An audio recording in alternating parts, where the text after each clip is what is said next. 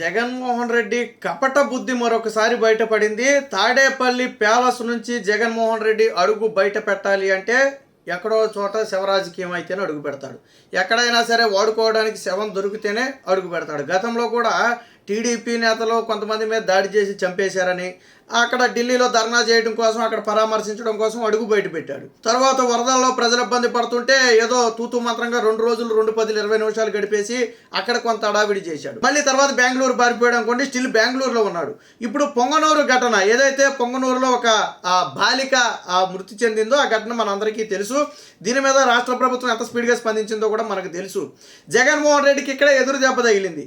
ప్రతిసారి చేసినట్టుగానే శవరాజకీయం చేద్దాం అనుకున్నాడు జగన్మోహన్ రెడ్డి. కానీ ఇక్కడ బాలిక తల్లిదండ్రులు జగన్మోహన్ రెడ్డికి ఒక విజ్ఞప్తి చేశారు. మాకు మీ పరామర్శలు అవసరం లేదు, మీ సానుభూతి అవసరం లేదు, కానీ మీ పత్రికలో అసభ్యకరంగా ఈ చిన్నారి గురించి రాయకుండా ఉంటే చాలని చెప్పి ఆ బాలిక తండ్రి ఒక వీడియో విడుదల చేస్తే పాపం అప్పుడు జగన్మోహన్ రెడ్డికి తత్వం బోధపడింది. ఓహో, ప్రతిసారి మన శవరాజకీయం చెల్లదు అని ఏం చేశాడు, రేపు పొంగనూరు పర్యటన ఆల్రెడీ అనౌన్స్ చేసి రద్దు చేసుకున్నాడు. ఎందుకు రద్దు చేసుకున్నాడు అంటే ఇక్కడ కూటమి ప్రభుత్వం స్పందించింది. 3 మంత్రులు వెళ్ళి బాలిక కుటుంబాన్ని పరామర్శించారు. చంద్రబాబు గారు ఫోన్లో స్వయంగా బాలిక తల్లిదండ్రుల్ని పరామర్శించారు. ఆ దోషుల మీద చర్యలు తీసుకుంటామన్నది ఎప్పటికే పోలీసులు దానికి సంబంధించి వేట కూడా కొనసాగిస్తున్నారు. స్వయంగా హోంమంత్రి వెళ్ళి హామీ ఇవ్వటం కూడా జరిగింది. దురదృష్టమే, ఖచ్చితంగా దాన్ని మనం ఎవరో కాదంట, జరిగి ఉండకూడదు ఖచ్చితంగా. కానీ జరిగిన ఘటన పట్ల ప్రభుత్వం వెంటనే స్పందించింది. జగన్మోహన్ రెడ్డి ఏం చేశాడంటే ఎప్పట్లాగానే బాలిక తల్లిదండ్రులకి మాజీ ముఖ్యమంత్రి వస్తున్నాడంటే ఎంతో కొంత ఆనందం వస్తుంది కదా, సరే శవరాజకీయం చేయొచ్చు, సగం వెళ్ళిపోతే ఏం మాట్లాడతారో తెలుసు కదా మీడియా ముందు.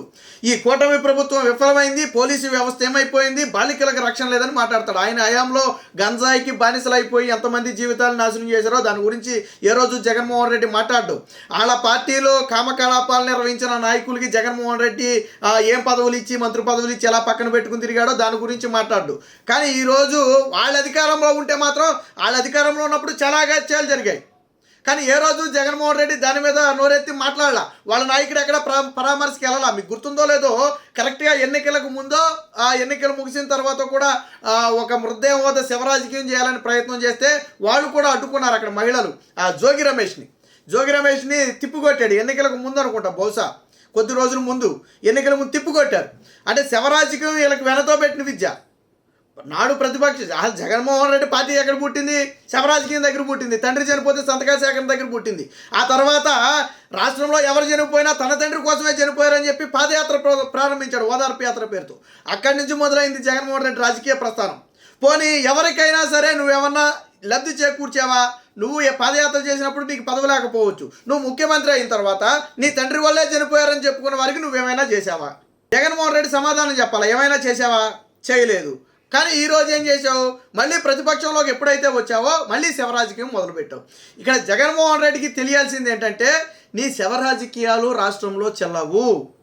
నిజంగా ఘటన జరిగి అది తప్పు అయితే ప్రభుత్వాన్ని నిలదీయడంలో తప్పులేదు, ప్రభుత్వాన్ని ప్రశ్నించడంలో తప్పులేదు, పేదల పక్షాన బాధితుల పక్షాన పోరాటంలో కూడా తప్పులేదు. అది ప్రతిపక్ష పార్టీ నాయకుడిగా నీకు ఉన్నటువంటి బాధ్యత. హోదా నీకు లేకపోయినా ఆ పాత్ర నువ్వు పోషించాలి. కానీ ప్రభుత్వం స్పందించిన తరువాత కూడా వెళ్ళిపోయి శవరాజకీయం చేస్తా, నేను బెంగళూరు నుంచి శవం దొరికితేనే బయటకు వస్తా. జగన్మోహన్ రెడ్డి ఎందుకు బెంగళూరు పర్యటన రద్దు చేసుకున్నాడు? సరే, బాలిక దగ్గరికి వెళ్ళకూడదు, పొంగనూరు వద్దు అనుకున్నావు, క్యాన్సిల్ చేసుకున్నావు, ఓకే. ఆంధ్రప్రదేశ్కి ఎందుకు రావు, బెంగళూరులో ఎందుకుంటావు? బాలిక దగ్గరికి వద్దు అనుకున్నావు, ఓకే, తప్పులేదు. వాళ్ళు అవసరం లేదన్నారు, నువ్వు వెళ్ళలేదు, పక్కన పెడదాం. నువ్వు ఆంధ్రాకి ఎందుకు రావు అంటే బాలికల తల్లిదండ్రులు వద్దన్నారు కాబట్టి ఆగిపోయి అక్కడే ఉండిపోతాడు. మళ్ళీ ఎప్పుడు వస్తాడు జగన్మోహన్ రెడ్డి? మళ్ళీ శవం దొరకాలి.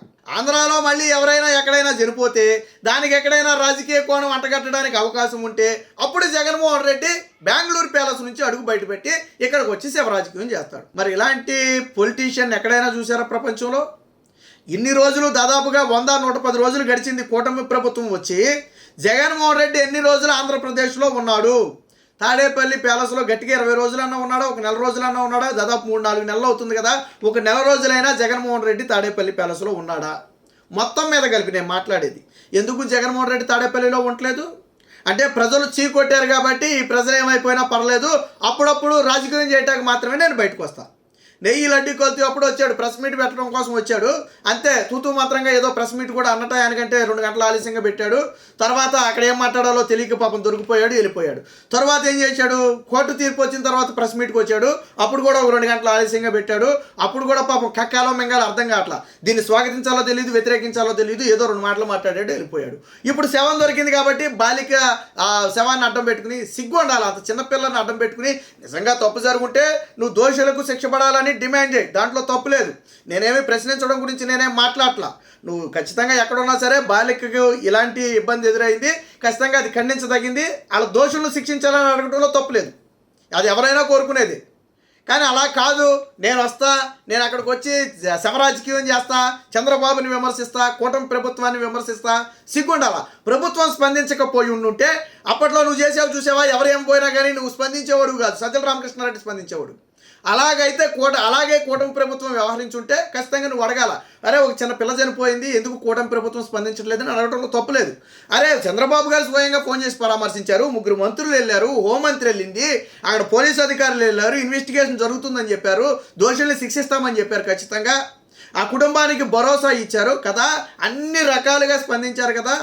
మరి ఏ రకంగా వెళ్ళి శవరాజకీయం చేయాలనుకున్నావు? సిగ్గులో అయితే శవరాజకీయం చేయాలనుకోవడానికి ఒక రకంగా బాలిక తల్లిదండ్రులు ఏడ్చి చెప్ప మీద కొట్టినట్టు నిన్ను.